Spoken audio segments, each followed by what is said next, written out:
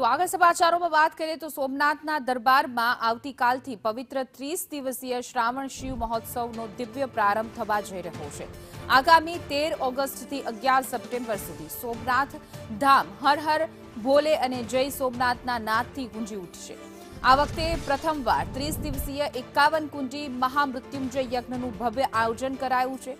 મહાદેવના રોજના વિશેષ શૃંગાર, સોમનાથની વિશેષ પાલખી યાત્રા તેમજ વૃદ્ધો અને દિવ્યાંગો માટે નિઃશુલ્ક ટોય ટ્રેનની પણ ખાસ વ્યવસ્થા કરવામાં આવી છે।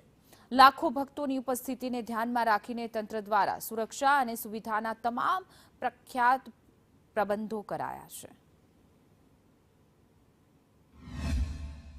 ઓગસ્ટથી લઈને 11 સપ્ટેમ્બરે જ્યારે શ્રાવણ મહિનાની પૂર્ણાવતિ થાય ત્યારે શ્રાવણ માસ દરમિયાન ભક્તો ભગવાનના રોજે રોજના શિંગારની પૂજા વિધિનો લાભ ટ્રસ્ટની વેબસાઇટ પરથી ઓનલાઈન પૂજા બુક કરાવી કરી શકશે।